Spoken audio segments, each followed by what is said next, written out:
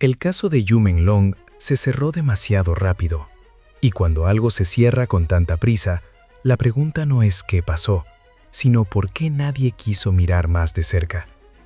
En cuestión de días, uno de los nombres más conocidos del entretenimiento asiático pasó de estar en titulares, contratos y proyectos futuros a convertirse en un expediente archivado, sellado y silencioso.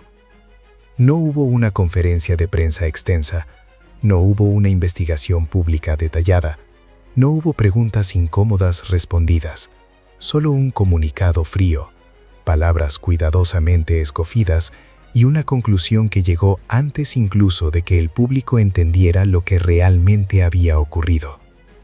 Para muchos fans, todo sucedió tan rápido que apenas hubo tiempo de reaccionar. Para otros, esa rapidez fue precisamente lo más inquietante. Yu Menglong no era un desconocido. No era un artista en decadencia ni una figura olvidada por la industria. En el momento en que su caso fue cerrado oficialmente, su nombre seguía teniendo peso, valor comercial y una imagen cuidadosamente construida durante años. Cada aparición pública, cada contrato firmado, cada acuerdo de exclusividad representaba dinero, influencia y control. Y es ahí donde empieza la verdadera incomodidad. Cuando un caso así se cierra con tanta velocidad, es legítimo preguntarse a quién beneficia ese silencio. Porque investigar a fondo significa abrir puertas que muchos prefieren mantener cerradas. Significa revisar contratos, relaciones internas, presiones psicológicas, rutinas abusivas y mecanismos de control que forman parte de una industria que rara vez se expone a la luz. Lo que se presentó al público fue una versión simplificada, casi clínica. Un relato que no invitaba a preguntas, sino al olvido. Un relato que pedía respeto, silencio y aceptación inmediata. Pero cuanto más se pedía silencio, más personas empezaron a notar los vacíos. No hubo tiempo suficiente para que la familia se pronunciara libremente.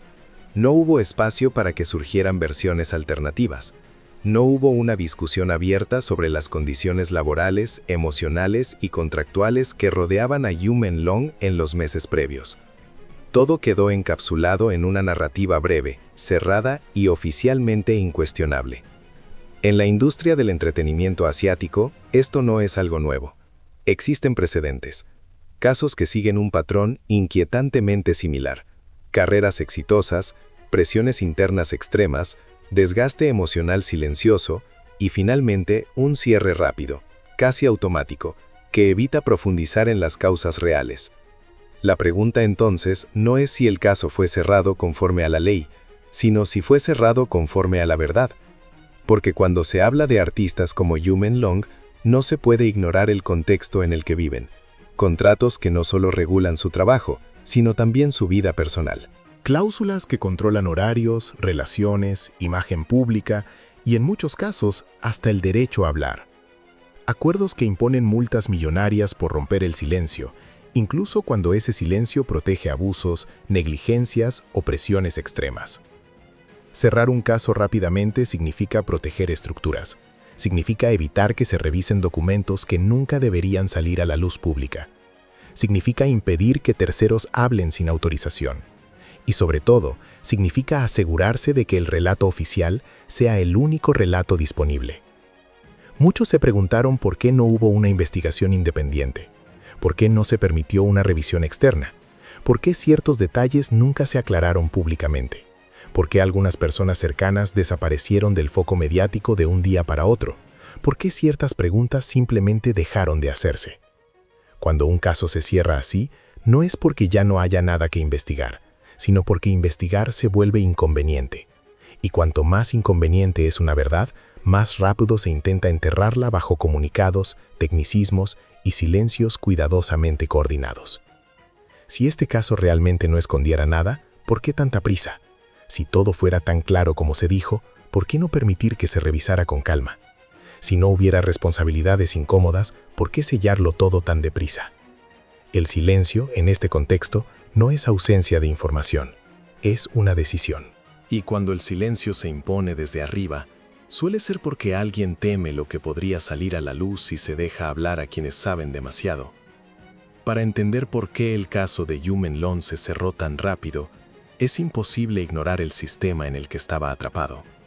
Porque en la industria del entretenimiento asiático, el éxito raramente significa libertad. Muy por el contrario, cuanto más rentable es un artista, más controlado se vuelve. Los contratos no se limitan a regular grabaciones, presentaciones o campañas publicitarias. Controlan rutinas diarias, descansos, alimentación, relaciones personales y, en muchos casos, hasta el acceso a atención médica independiente.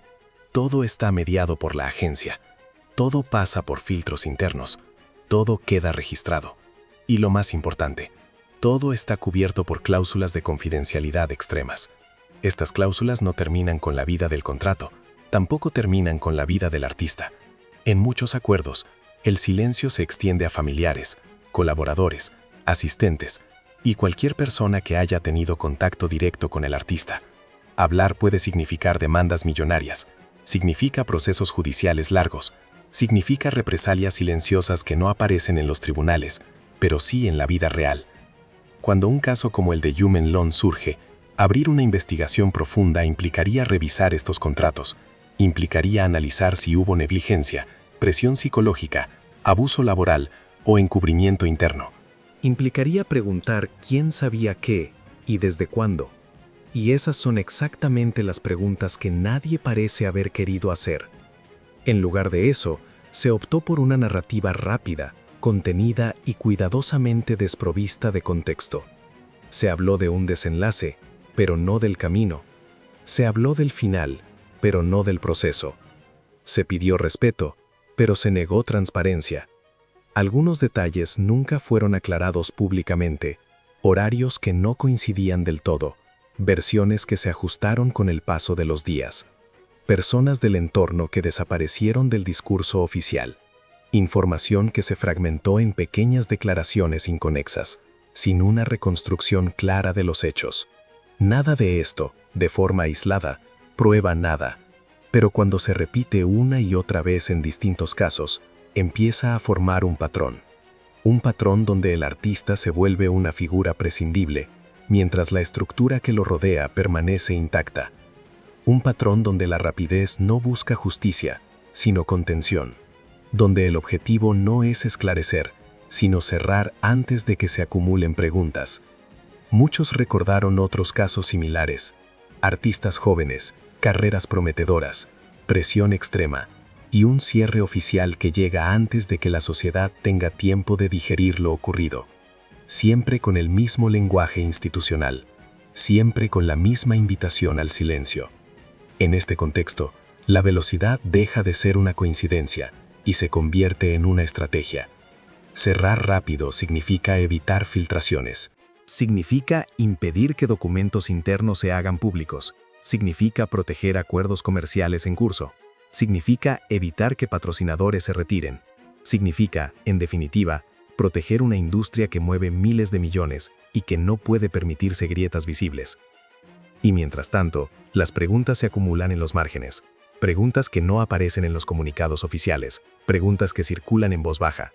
Preguntas que se formulan en foros, en comentarios, en conversaciones privadas, pero que nunca llegan a una sala de investigación. ¿Por qué ciertas conversaciones nunca fueron mencionadas? ¿Por qué no se habló del estado emocional de Yumen Long en los meses previos? ¿Por qué no se analizó públicamente el impacto de la presión laboral continua? ¿Por qué se descartaron tan rápido hipótesis que en otros países habrían sido examinadas con mayor detenimiento? La respuesta más incómoda es también la más simple, porque examinarlo todo habría sido demasiado peligroso para demasiadas personas. En un sistema donde la imagen lo es todo, permitir que se cuestione el funcionamiento interno equivale a abrir una caja que nadie quiere volver a cerrar. Y una vez abierta, el daño no se limita a un solo caso, se extiende a toda la estructura. Por eso, cuando se dice que el caso fue cerrado conforme a los procedimientos, la pregunta real es, ¿conforme a qué intereses? Porque la justicia no se mide solo por la rapidez con la que se archiva un expediente, sino por la profundidad con la que se busca la verdad. Y en el caso de Yumen Long, la profundidad brilló por su ausencia. Mientras el expediente se sellaba, la conversación pública se fragmentaba. Algunas palabras comenzaron a desaparecer de las búsquedas, ciertos contenidos dejaron de ser visibles, publicaciones fueron eliminadas, cuentas perdieron alcance. Todo de forma silenciosa, sin anuncios, sin explicaciones. No es necesario un comunicado oficial para imponer censura. A veces basta con hacer que la información deje de circular. Y cuando eso ocurre, no es porque no haya nada que ocultar, sino porque alguien teme que la conversación vaya demasiado lejos. A partir del momento en que el caso fue oficialmente cerrado, algo más comenzó a cerrarse junto con él. No solo un expediente, sino la conversación. De forma gradual, casi imperceptible, ciertos temas dejaron de circular con la misma facilidad.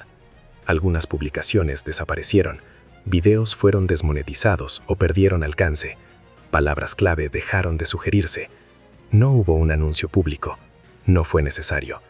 La censura moderna rara vez se presenta como censura, se disfraza de mantenimiento, de error técnico, de actualización de políticas, pero el efecto es el mismo.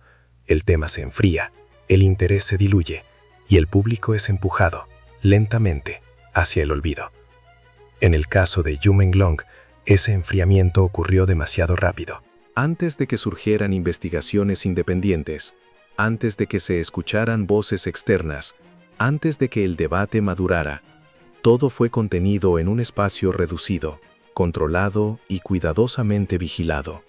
La industria sabe cómo funciona la memoria colectiva. Sabe que, sin estímulos constantes, la indignación se disuelve. Sabe que, sin nuevas preguntas, la curiosidad muere. Y sabe que el silencio prolongado termina normalizando lo que nunca debería ser normal. Pero hay algo que este tipo de estrategias nunca logra controlar por completo: la percepción. Porque incluso cuando la información es limitada, las personas perciben cuando algo no encaja, perciben cuando una historia termina antes de empezar, perciben cuando el cierre parece más una orden que una conclusión. Y esa percepción es peligrosa. Por eso, en muchos casos, no se trata de convencer al público, sino de cansarlo, de repetir una versión hasta que deje de discutirse, de hacer que cuestionar parezca inútil, de convertir la duda en ruido de fondo. Sin embargo, cada vez que un caso como este se cierra sin responder las preguntas esenciales, se siembra algo que no desaparece con facilidad. Se siembra desconfianza. Se siembra la sensación de que hay verdades que no se pueden decir. Se siembra la idea de que la vida de un artista vale menos que la estabilidad de una estructura multimillonaria. Y esa idea, una vez instalada, no se borra con comunicados. Muchos dirán que no hay pruebas, que no hay documentos públicos, Que no hay declaraciones oficiales que contradigan la versión presentada. Y es cierto. Pero la ausencia de pruebas no siempre significa ausencia de problemas. A veces significa ausencia de investigación. A veces significa que nunca se permitió que las pruebas existieran. La rapidez con la que se cerró el caso de Yumenglong no resolvió las dudas, las multiplicó. No trajo paz, trajo sospecha. No protegió la memoria, la dejó incompleta. Y cuando se observa el historial de la industria, esa incompletud se vuelve inquietantemente familiar. Cada caso cerrado con prisa refuerza la sensación de que existe una regla no escrita. Cuando la verdad amenaza a demasiados intereses, se la entierra bajo procedimientos, tecnicismos y silencios forzados. No se niega, no se debate, simplemente se archiva. Pero la historia demuestra que los archivos no son finales, son pausas. Internet no olvida del todo. Las preguntas vuelven, las comparaciones aparecen, los patrones se reconocen. Y aunque no siempre se logre una respuesta oficial, el cuestionamiento persiste. Por eso este caso sigue incomodando, no por lo que se dijo, sino por todo lo que nunca se dijo. No por las conclusiones, sino por la velocidad con la que se impusieron. No por la versión oficial, sino por la fragilidad con la que se sostuvo. Tal vez nunca sepamos exactamente qué ocurrió en los últimos días de Yumenglong. Tal vez nunca veamos los documentos que quedaron fuera del expediente público. Tal vez nunca escuchemos a quienes fueron obligados a callar. Pero lo que sí sabemos es que el silencio no apareció por accidente. Y cuando un silencio es impuesto, coordinado y sostenido, deja de ser respeto y se convierte en señal de alerta. Este caso fue cerrado, pero las preguntas siguen abiertas. Y mientras sigan abiertas, el silencio jamás será una respuesta suficiente.